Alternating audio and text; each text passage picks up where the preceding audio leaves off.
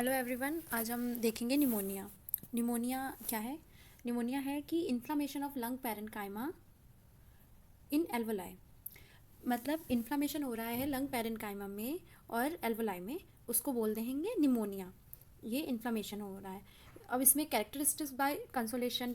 अब ये क्या है? मतलब एक ये पैथोलॉजिकल प्रोसेस है जहाँ पे एल्वोलाई जो होती है फिल्ड हो जाती हैं, उसमें फिलअप हो जाता है WBC और बैक्टीरियाज का, और मिक्सचर पस फॉर्मेशन वगैरह स्टार्ट हो जाता है, इन्फेक्शन स्टार्ट हो जाता है, जिसकी वजह से इन्फ्लामेशन हो जाता है लंग्स में।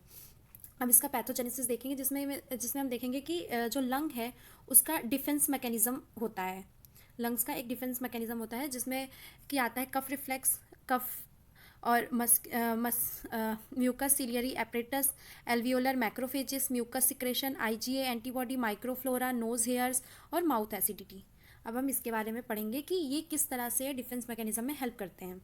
अब जैसे हम बात करें कि अपर रिस्पायरेटरी ट्रैक्ट में, तो वहाँ पे नोज़ है, नोज़ में हेयर्स हैं। हेयर्स क्या करते हैं? फिल्टर करते हैं एयर को, जिससे कि जो भी बड़े माइक्रो ऑर्गेनिजम्स हैं तो वो वहीं पे फिल्टर हो जाते हैं और फिर एयर अंदर जाती है। फिर अंदर जाकर मैक्रोफेजेस हैं, और ये क्या करते हैं? ये स्टेराइल करते हैं उस एयर को, और फिर उसके बाद वो अंदर जाती है। फिर वहाँ पे ट्रैकिया और ब्रोंकस है, तो ट्रैकिया और ब्रोंकस में क्या है? सीलिएटेड एपिथेलियल सेल है। तो ये सीलिया क्या करते हैं?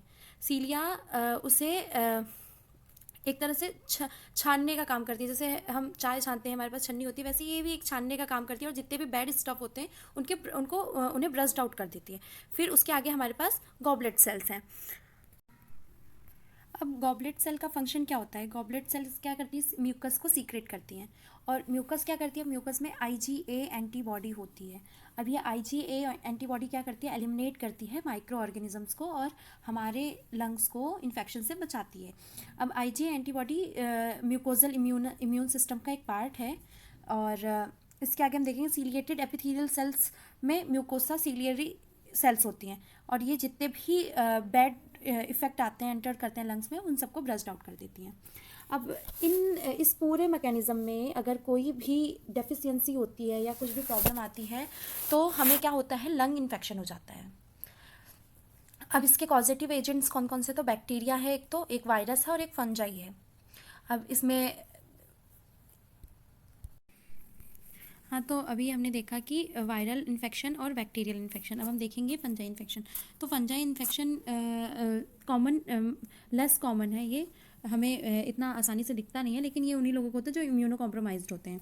अब हम देखेंगे कि अगर बैक्टीरिया निमोनिया कॉज करता है तो वो कैसे करता है, उसका क्या क्राइटेरिया है और कैसे वो आगे बढ़ता है। तो पहले क्या होगा कि हम इनहेल करेंगे बैक्टीरिया को किसी के भी थ्रू, नेज़ल के थ्रू या माउथ के थ्रू। फिर वो लंग्स के डिस्टल पार्ट में एंटर होगा, और फिर वो एल्वोलाई में जाएगा, और फिर इनिशिएट होगी इम्यून रिस्पॉन्स, और ये जो इम्यून रिस्पॉन्स इनिशिएट होगा ये बॉडी हमारी करेगी। अब क्या होगा कि मैक्रोफेजेस रिकॉग्नाइज कर लेंगे कि ये बैक्टीरिया है, इसको अब हटाना है, तो वो फटाफट साइटोकाइंस रिलीज करेंगे। जैसे ही साइटोकाइंस रिलीज करेंगे, वेसोडाइलेशन हो जाएगा वेन्स में, और जिसकी वजह से वेस्कुलर परमिएबिलिटी वेन्स की बढ़ जाएगी, और इसकी वजह से फ्लूइड शिफ्टिंग स्टार्ट हो जाएगी। और वेस्कुलर वेस्कुलर मतलब वेसल से जितना भी फ्लूइड होगा वो सब का सब हमारी एल्वोलाई में एंटर होने लग जाएगा, जिसकी वजह से कंजेशन हो जाएगा हार्ट में, और इस तरह से निमोनिया कॉज होगा। तो अब हम देखेंगे कि वायरल इन्फेक्शन की वजह से अगर निमोनिया कॉज होता है तो किस तरह से वायरल कॉज करेगा निमोनिया। तो ये सिमिलर ही होगा बैक्टीरियल इन्फेक्शन की तरह। जैसे कि वायरल एंटर होगा हमारे लंग्स में, हम इनहेल करेंगे और वो एल्वोलाइज में जाएगा, और वहाँ से वो अपना जेनेटिक मटेरियल रिलीज़ करेगा, और वहीं पे उसका मल्टीप्लिकेशन स्टार्ट हो जाएगा। और जैसे ही मल्टीप्लिकेशन स्टार्ट होते तो वो अपने नंबर्स काफ़ी ज़्यादा इंक्रीज हो जाएंगे वो नंबर्स में, और फिर वो वायरल पार्टिकल्स जो हैं वो रिलीज़ होने स्टार्ट हो जाएंगे। और जैसे जैसे वो रिलीज़ होंगे वहाँ पे सेल डेब्रीज बनती जाएंगी। जो हमारी बॉडी के सेल्स हैं वो उनकी डेथ होने स्टार्ट हो जाएगी, और वहाँ पे सेल डेब्रीज बन जाएंगी। और उसके बाद ये प्रोसेस कंटिन्यू चलता रहेगा, और इस प्रोसेस की वजह से बॉडी एक इम्यून रिस्पॉन्स देगी, जिसकी वजह से कि मैक्रोफेजेस साइटोकाइंस रिलीज करेंगे, और वहाँ पे फिर वेसोडाइलेशन होगा, और उसकी वजह से फ्लूइड लीक होगा, और फिर कंजेशन हो जाएगा।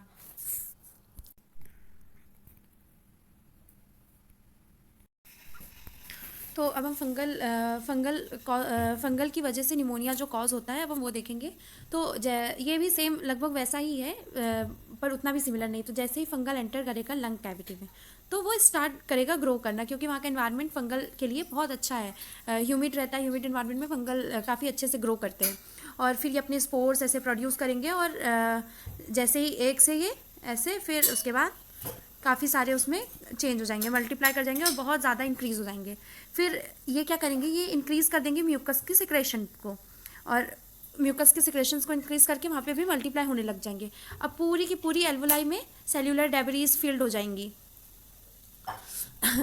और फिर उसके बाद ये यहाँ पे सेलुलर डेब्रिस कॉज करने के बाद जो यहाँ पे हमारी कैपिलरीज आती हैं ये धीरे धीरे करके अपने स्पोर्स इन कैपिलरीज में लेके आएंगे, जिसकी वजह से spread and cause systemic effect which is life threatening. धीरे धीरे करके ये पूरी बॉडी में स्प्रेड हो जाएंगे और वहाँ उसकी वजह से सिस्टमिक इफेक्ट, सिस्टम पे इफेक्ट आने लग जाएगा और ये एक बहुत ही लाइफ थ्रेटनिंग कंडीशन है। अब और क्योंकि यहाँ से हमारे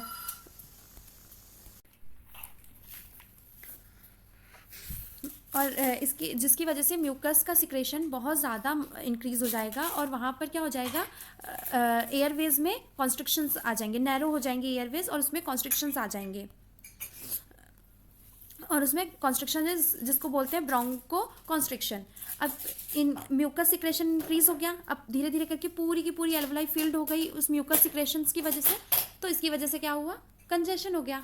यही हम कह रहे हैं न्यूमोनिया में क्या हो रहा है, कंजेशन हो रहा है, लिक्विड फील्ड हो रहा है लंग्स में।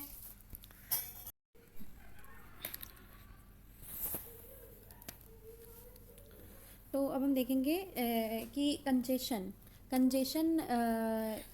को कंसोलिडेशन भी कहते हैं। कंसोलिडेशन क्या है, एक रेडियोलॉजिकल टर्म है जिसको डिफाइन करते हैं, process fills essentially alveoli with fluid pus blood resulting in lower diffuse opacity, so again consolidation. मतलब कोई जो एल्वोलाई है उसमें फ्लूइड पस ब्लड का फिलअप हो जाना उसको बोलते हैं कंसोलिडेशन। अब हम क्लासिफिकेशन देखेंगे निमोनिया का। अब क्लासिफिकेशन किस पे बेस्ड है, based on affected area of lungs. कितने एरिया में लंग्स का अफेक्शन हुआ है उस पर हम बात करेंगे कि कितना एरिया लंग्स का अफेक्ट हुआ है, उस पर बात करेंगे। तो पहले हम देखेंगे कि इसमें भी 4 टाइप्स हैं, एक lobar pneumonia, interstitial pneumonia, multilobar pneumonia, bronchopneumonia. तो अब जैसे लोबर निमोनिया की बात करें तो जैसे ये है हमारे दोनों लंग्स, है ना, ये हैं और ये हैं, ये हमारे थोड़े रफ डायग्राम है।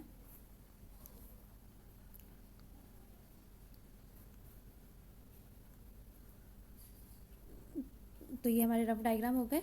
तो अब क्या है कि लोबर मतलब कोई भी एक लोब अफेक्ट होना, एक लोब ऑक्यूपाइड हो गया निमोनिया के उससे। जैसे ये एक लोब है, ये अफेक्ट हो गया, यहाँ पे फ्लूइड फिलअप हो गया और इन्फ्लामेशन हो गया, ये हो गया लोबर निमोनिया। ये स्टार्ट होता है डिस्टली और स्प्रेड करता है through out the lobe of the lung. Distal part से स्टार्ट करता है और फिर पूरे के पूरे लंग्स में फैल जाता है। अब इसके स्टेज हैं कंजेशन के, इसके स्टेजेस हैं, जैसे कि कंजेशन है और रैप हिपेटाइजेशन है, जिसमें कि लीवर में रेड कलर के अपीयरेंस दिखते हैं, ग्रे हिपेटाइजेशन है, रिजोल्यूशन है, ये इसके स्टेजेस हैं। अब उसके बाद हम देखेंगे कि ब्रोंको निमोनिया कैसे होते हैं। ब्रोंको निमोनिया नाम से पता चल रहा है कि ब्रोंकस में हो रहा है, और ये कैसे हो रहे हैं, पैचेस में। It affect patches through out the lungs, पूरे के पूरे लंग्स में ये पैचेस के फॉर्म में होंगे, पूरे के पूरे लंग्स में ये पैचेस की फॉर्म में होंगे। जैसे यहाँ पे हो गया थोड़ा सा, फिर थोड़ा सा यहाँ हो गया, फिर थोड़ा सा यहाँ हो गया, थोड़ा यहाँ हो गया, थोड़ा यहाँ हो गया, थोड़ा यहाँ हो गया, थोड़ा यहाँ हो गया, इस तरह से पैचेस के फॉर्म में होंगे, लेकिन पूरा का पूरा लंग्स अफेक्ट होगा। स्टार्ट विथ ब्रोंकियोल्स, ब्रोंकियोल से स्टार्ट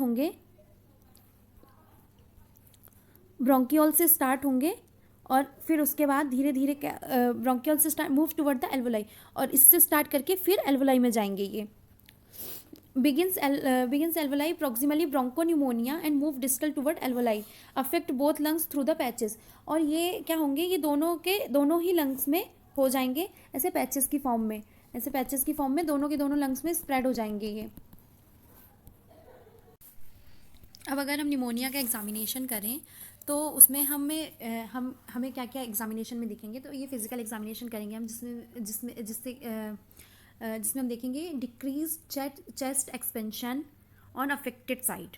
जिस साइड अफेक्ट हुआ है उस साइड चेस्ट का एक्सपेंशन मतलब